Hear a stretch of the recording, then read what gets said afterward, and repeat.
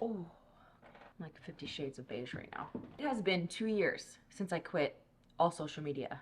My TikTok, Instagram, Snapchat. Haven't been on anything that causes me to scroll on my phone. At the time, I had no idea how drastic the decision was going to be and how it would affect literally every area of my life. How I parented, the intimacy with my husband, how I enjoyed my life, my mental health, my physical health. But I just knew one thing: using social media was producing fruit in my life I did not want. I was more irritated with my daughter. I was comparing my marriage to other people's marriage. I felt more insecure about my face, my hair, my body. And my mind was constantly cluttered. It was like a hoarder's garage, but inside my brain. That's the way it felt. I couldn't focus. I couldn't be present even for just 10 minutes sitting with my daughter. Too many images, too many opinions, too much information. So in today's video, I want to share why I quit and the massive changes I saw in my life, and to share what led to me ultimately leaving my six-figure business that I had built through Instagram. If you're new here, I'm Jess, and normally I make videos about minimalism, slow living, and holistic intentional motherhood. This is how quitting social media changed my life for the better. Number one, I genuinely like who I am so much more. I don't say that because I'm like, I love myself. No, no, no. I'm saying that literally my characteristics and my personality, objectively, I am more enjoyable to be around now than I was years ago when I was knee deep in multiple social media apps. I asked my husband this and I didn't give him any like feeding. I just said, hey, I'm making a video about how quitting social media changed my life. Do you notice a difference as to who I am now versus who I was when I was like running my business on social media, had multiple platforms? And without hesitation, he said, yup. His words were, I am way more content, way more relaxed of a person, and I am supremely less hard on myself and other people. And that pretty much sums up what quitting social media did for my heart. The way social media interactions work is that what is more inflammatory gets attention. So I spent a lot of time on social media personally and especially for my business. And the more that I saw this kind of content, the more I found myself thinking this way in my interactions in my day-to-day life. I was more reactive, I was more judgmental. I found myself having less and less grace for people and more judgment for them, because that was what is the normal culture online. Being on social media did not make me someone who is better at relationships in real life.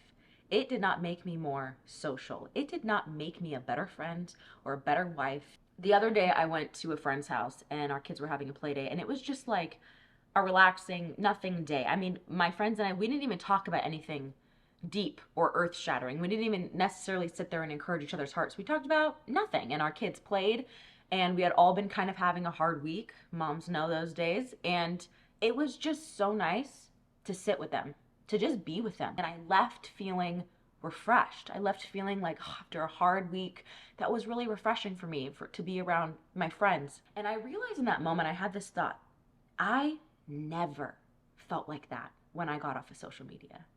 The way that when I'm actually around my friends, when I actually have true human social interaction, the way it fills me up, I never felt like that off of social media. I felt the opposite. I felt more isolated. I felt more judgmental and oppositional towards people. I felt more conflict driven. I felt more angry about the way that certain people would act or the way the state of the world was. It did not drive me towards intimacy and relationships that I had. It pulled me further from people. It didn't matter if this was for my business page where I had a large following and it was a public platform, or just for my personal Instagram. In the book Stolen Focus, the author actually points this irony out. He shows that despite it being advertised as social media, multiple studies have shown that the more people use something like Facebook, something like Instagram, something like TikTok, the more hours they report being on these apps, the more lonely they feel. Calling it social media is like the biggest false advertisement there ever was. The main commodity is your attention. And that's often what people feel. That's what I felt.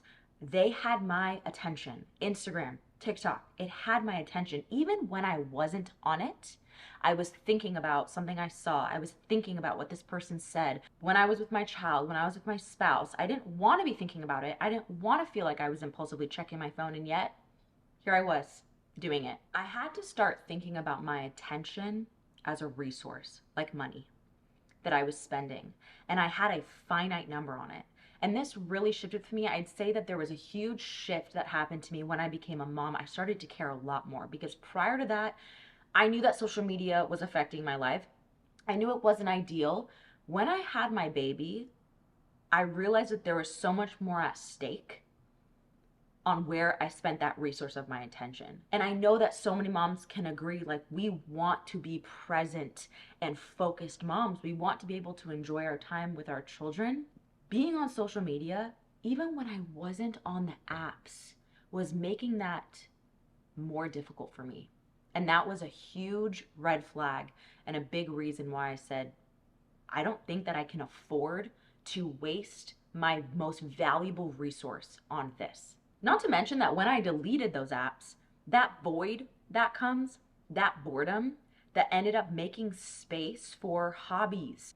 I, up to that point, was never someone that did activities just for fun. I was not really someone that valued play or cultivated like anything just simply beautiful in my life. Everything was about doing something that was even productive. Even my social media use a lot of times with work. I was on it for work, and so I spent hours on it. Or even in my personal social media use, I was always following people to learn something. I was consuming so much information. But giving myself that open space allowed me to flex the muscle of cultivating play, of being still. I spend so much more time outdoors now.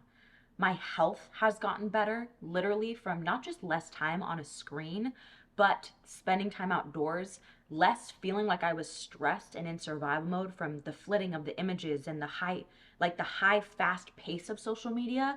I would leave the apps feeling like this, like I was literally causing stress hormones to flood my system every time I was on the app. Even if I wasn't necessarily feeling attacked, the simple way that the platforms were built made me feel rushed and chaotic.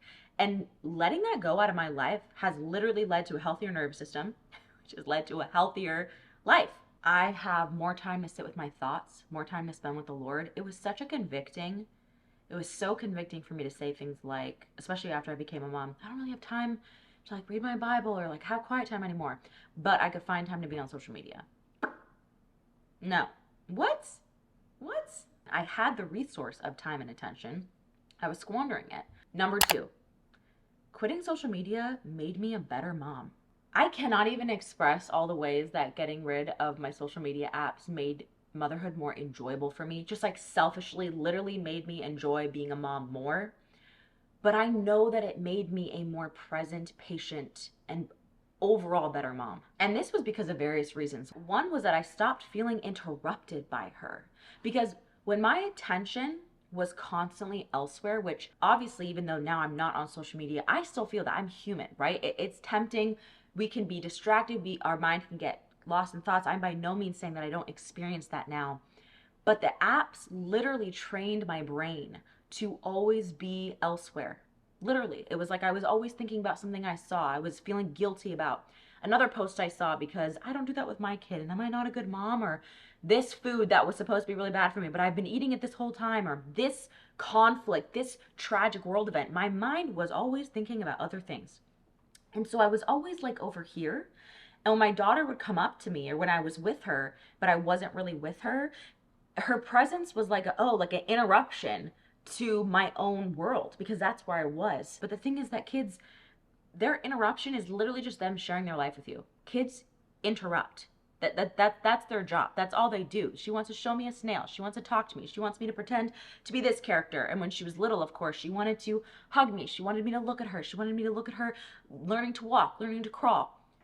It is her sharing her life with me. So why was I sitting there with this child that I loved feeling like they were constantly interruptions? And it's because I was not here with her. I was somewhere else. And so it felt always like she was interrupting my world instead of us sharing the same world and getting to share it together. I also became a way less stressed mom. One of the main ways that I used social media was a form of information intake. So at the time that I got pregnant, I had just quit my job. So I had just gotten off of my business account where I had a large following, a public following, but I still had my personal social media. I followed all the pregnancy accounts, all the natural birth accounts, all of the parental like coaching accounts, thinking I'm just gonna study my way into being a good mom because I just didn't want to mess up my kid. Now I naturally have a bent, you can probably guess, towards anxiety and controlling. And that really comes out with my social media usage. Especially once I became a mom, it was like constantly reels about like, don't say this, do that. Don't say good job, say this instead. And I was constantly second guessing myself.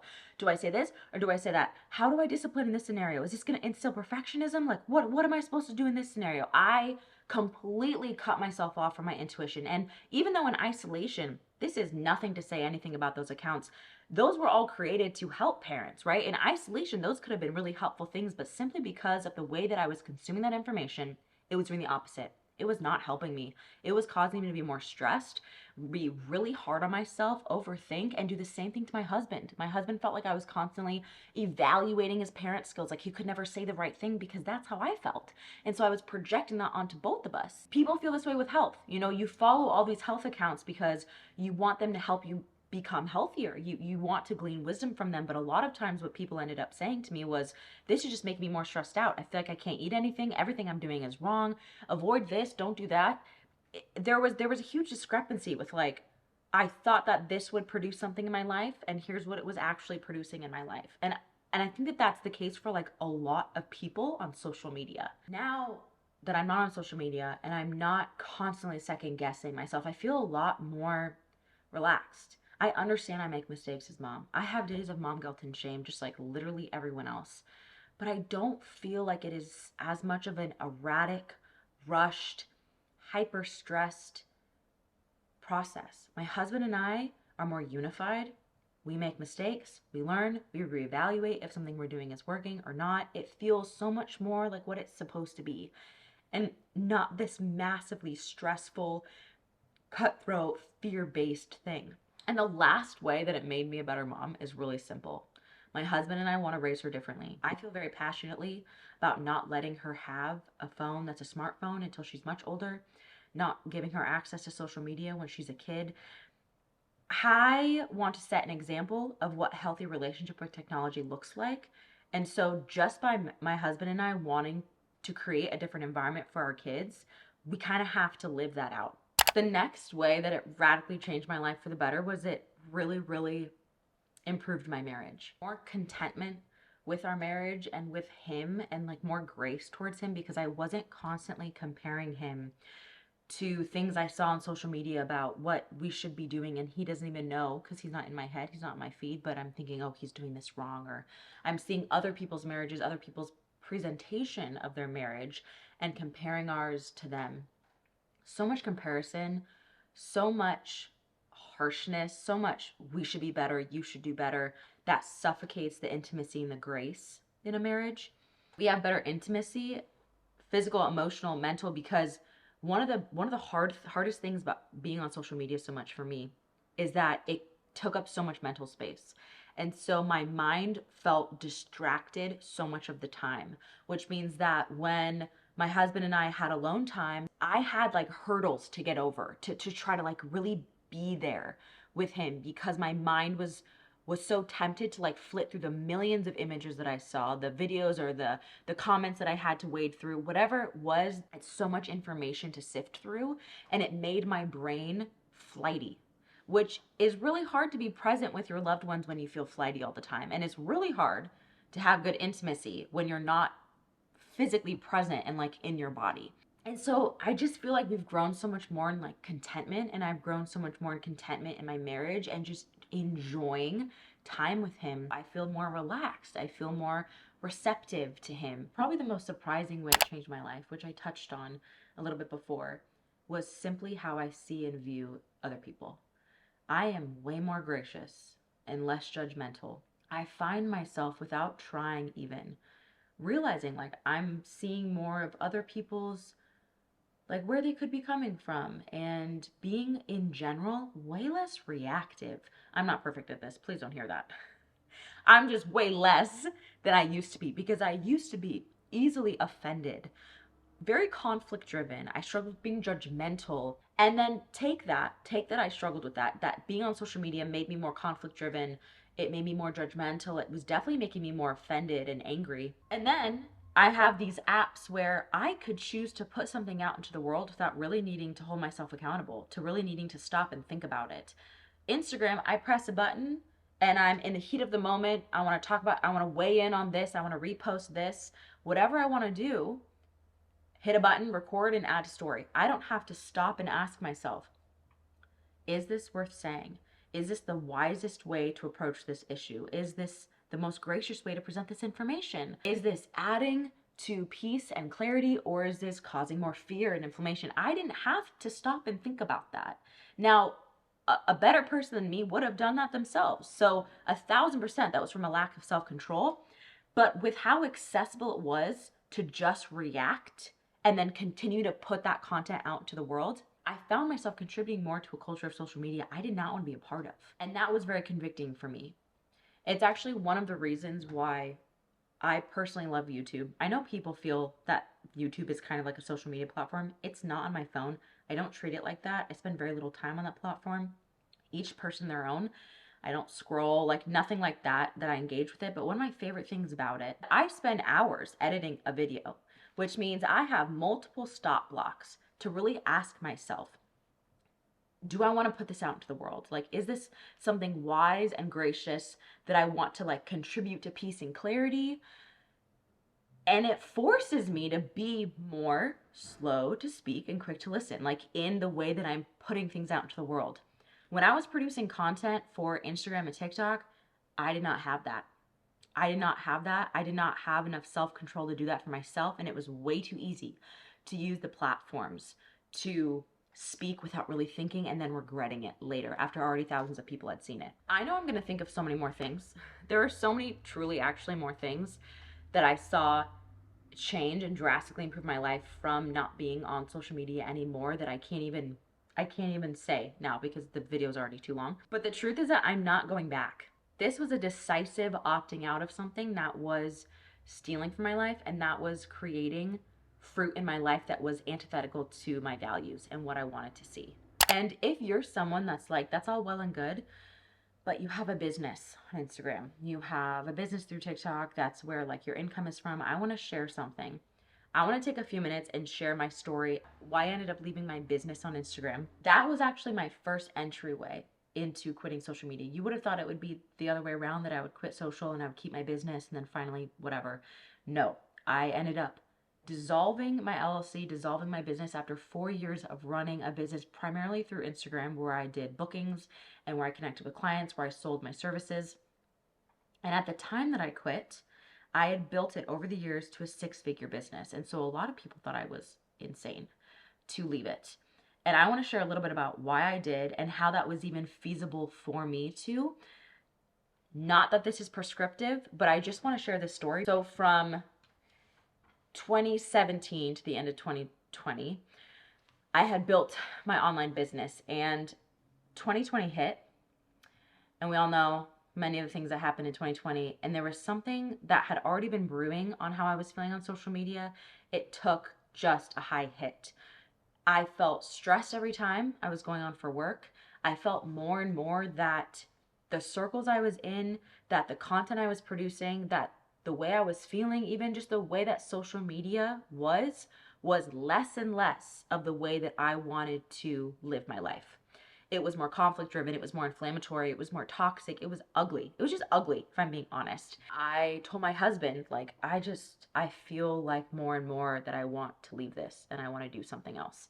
Now, up until that point, my husband and I, the way that our finances worked was we essentially always lived in the means of my husband's income. Everything that I made was poured towards paying off debt. So at first it was really focused on paying off all my student loans debt, credit card debt we had, everything like that. And then once we did that and we hit that marker, a lot of the money was spent towards saving up for a down payment on a house and putting towards investment and savings and things like that. For the most part, we did not expand our lifestyle to fit our two incomes. We kept it under one income. And we used my income as a way to become debt free and to hopefully put into savings and make wise financial decisions. This was advice that was given to us in premarital counseling that I am very grateful for, because we knew eventually that we would want to have kids, and we wanted to hopefully over time set ourselves up to a place where I could stay home. We always had a choice that I could stay home with the kids. Months of praying about it, months of talking to my husband ultimately said, listen, like, we can do this. You can quit your job. Now, at the time, I was making the shift knowing I was pretty much going to be leaving that year. Like, I was just like, I just don't think I can do this anymore. I was switching to a different career. Now, the time came and I dissolved my LLC. I announced my retirement, slowly kind of made steps to enter into this other career. Shortly after that, we got pregnant. And so it was kind of a really beautiful, natural entryway into motherhood. That was such a gift about not being on my public Instagram when I was pregnant. I got to enjoy pregnancy and like becoming a mom without feeling like I had to be public facing, without thinking about what I should post, what I shouldn't, without dealing with judgments, opinions, pressures. After I quit, I got so many of my like Instagram colleagues, like people that were in similar circles to me that I had been like, you know, Insta friends with, messaging me, emailing me, saying, I want to do what you did. Like, I don't want to do this anymore, but I built my business on it. But like, I book all my clients through it. And I wish I had known then what I know now, because now years later, I've listened to podcasts. I've seen so many people move away from their business being entirely dependent on something like TikTok, on something like Instagram, where maybe they move to long form content, YouTube, and that's more healthy for them. Maybe they do a podcast or a Patreon, or they simply build their email list, or they write a book. I've seen so many people who are not on social media apps with their business that are still able to have thriving businesses that are more supportive of their mental health. And I wish I had known that to say, like, there are other options. I'm not a business coach. I'm not an expert. All I do is make long form content for YouTube. And when I started this YouTube channel, I remember watching videos and being told, like, you know, you really can't just do that. Like, you really have to have social media accounts to like funnel to the YouTube. You're not really going to grow. It has been such an expansive experience for me, honestly, because my expectations were so low for this account. I'm going to be honest. I started it as a passion project, and to see it grow more than I expected in less than a year, to grow to over 30,000 subscribers and to be making consistent income every month, it really opened my eyes to say, maybe there are different ways. Maybe there are ways to be an entrepreneur, to create content, but do it in a way that is not massively damaging to your mental health, or you don't feel trapped to be on certain apps that are really negative or life stealing for you. So if you're someone, whether you're someone that has a business on social media and you think, oh, I can never get out of it, or maybe you're someone that just feels so entrapped and addicted with your personal use, you know it's not producing the fruit that you want, but you feel too addicted or like you're missing out if you quit. Starting with these questions was super powerful for me. Could this be different, and how? They are seemingly oversimplified questions, but are very powerful, because that's how it all started for me. I've been social media app free for 2 years. It has been such a blessing to see fruit in my life that like I want to grow in patience, and I want to grow in self-control, and I want to be more gracious with people. And making the conscious decision to remove something as impactful as social media and say, this is literally producing the opposite of who I want to be. And then seeing over the course of months and now years, what that's done for myself has been so encouraging. And so this is not a video of me telling everyone to quit social media. I hope, if anything, this is an encouragement that when you intentionally make decisions to move your life more in line with your values, you will reap fruit of that. It may not come immediately, and it may be really hard, but there will be fruit. I'm gonna have to edit this video so long. This is like an hour of talking.